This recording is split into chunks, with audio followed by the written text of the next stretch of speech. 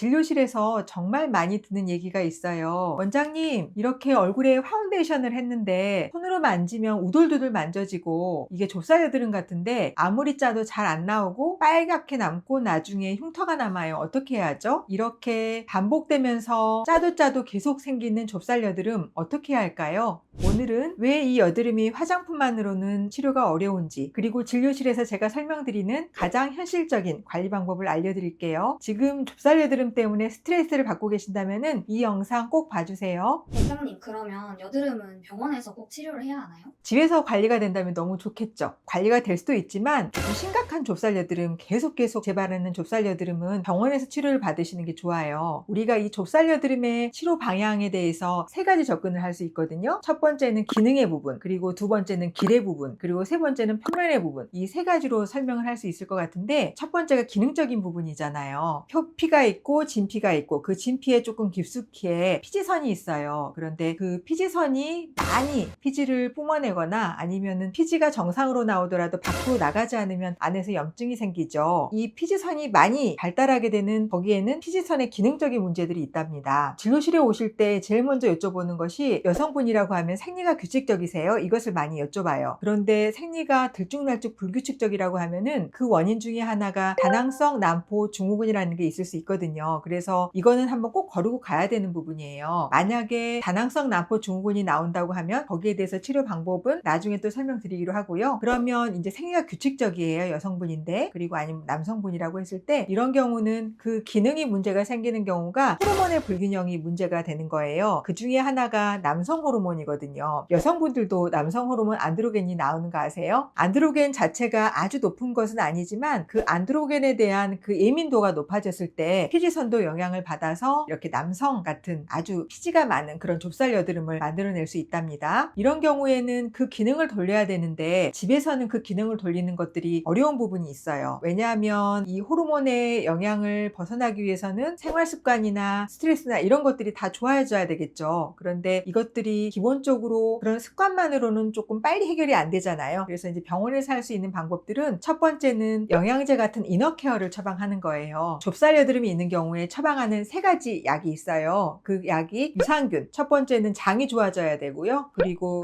아연은 실제로 우리 피부에 쓰이는 영양제로 많이 쓰이는데, 그런 아연의 역할은 피부에 생기는 염증을 조절해주고, 그리고 또 두 번째로는 피지 억제 조절 작용이 있어요. 그래서 아까도 말씀드린 대로 남성 호르몬이 여성에게도 영향을 미칠 수 있다고 했잖아요. 그 남성 호르몬을 만드는 5알파 환원 효소, 5알파 리덕테이즈라는 게 있는데, 이것을 억제하는 기능을 아연이 하는 거예요. 염증을 조절하고 남성 호르몬을 억제해주는 그런 기능을 하는 아연을 두 번째로 처방하고요. 세 번째가 오메가3예요. 우리 피부가 인지질로 되어 있잖아요. 그런데 오메가3가 이런 인지질의 균형에 좋은 영향을 미치고, 그리고 염증을 조절할 수 있어요. 그리고 피지가 보통 딱딱해져서 안에 박히잖아요. 근데 오메가3를 드시게 되면은 피지가 조금 말랑말랑한 상태로 되는 것을 도와줘요. 그래서 이런 기능을 살리기 위해서 이너케어로 사용하는 그런 영양제에는 유산균, 아연, 오메가3 이것을 많이 처방해드리고 있어요. 그리고 또 병원 치료가 필요한 이유가 이런 피지선을 억제해줘야 되잖아요. 병원에서 사용할 수 있는 그런 일정한 오파로 파장을 사용하는데, 그런 블루 파장이 피지 억제를 하고, 또 니들 고주파라고 해갖고 피지선까지 니들을 넣어서 피지를 코터리제이션, 응고를 시킬 수 있는 그런 작용을 할 수도 있고요. 그래서 병원에 오시게 되면은 그런 약물 처방도 받을 수 있고, 피지를 억제하거나 안정화시킬 수 있는 그런 치료를 받을 수 있기 때문에 병원 치료를 꼭 추천해드리고 있답니다. 여드름이 많으면 엄청 지성일 것 같은데 좁쌀여드름은 오히려 건조함을 느끼는 경우가 더 많더라고요.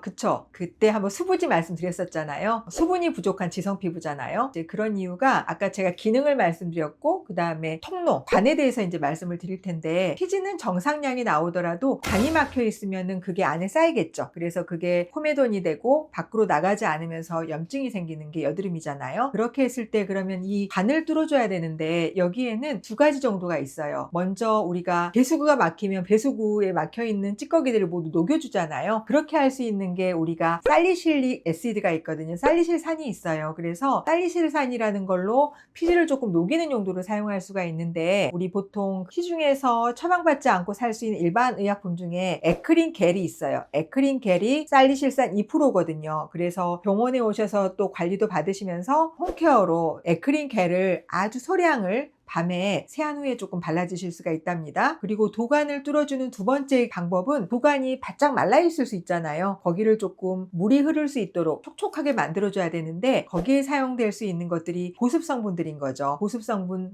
세라마이드가 들어가 있는 그런 성분들이나 그리고 염증이 있기 때문에 염증을 줄여주면서 보습을 해줄 수 있는 것들이 병풀 추출수가 들어가 있는 게를 많이 쓰시는데 병풀 추출수에 많이 들어가 있는 그러한 항염 성분이 마데카소사이드, 마데카식 애시드라는 거예요. 이것들이 항염에 관여를 하거든요. 그래서 그 도관을 촉촉하게 해줄 수 있는 세라마이드 보습 성분이나 아니면은 마데카소사이드가 들어가 있는 병풀 추출물이 들어가 있는 화장품을 바르시는 것도 도관을 풀어줄 수 있는 방법이 될 것 같아요. 첫 번째는 도관을 보습을 할 수 있는 세라마이드 성분을 말씀드렸고요. 두 번째는 도관의 염증을 줄여주고 보습을 할 수 있는 성분이 마데카소사이드라는 거예요. 여러분들이 잘 알고 계시는 병풀 추출물 아시죠? 병풀 추출수 또는 병풀 추출수가 들어가 있는 겔 이런 것들을 말씀하시는데 이 병풀 추출수 안에 들어있는 마데카소사이드, 마데카식 애시드 이런 것들이 염증을 줄여주는 역할을 하거든요. 표면이 매끈하지 않으니까 피지를 자꾸 짜버리고 싶은데 이걸 어떻게 관리하면 좋을까요? 여드름 치료의 세 가지. 첫 번째는 기능이었고, 두 번째는 도관이었고, 세 번째는 표면이잖아요. 표면이 이제 피지가 박혀 있으니까 우들두들 하잖아요. 그런데 잘 짜야 되는데 이게 홈케어로는 잘 짜는 분을 제가 보지 못했어요. 왜냐하면은 그 모공이 굉장히 촘촘하게 막혀 있기 때문에 이거를 온타올 같은 걸 해서 열어 가지고 짜더라도 잘 나오지 않거든요. 가능하면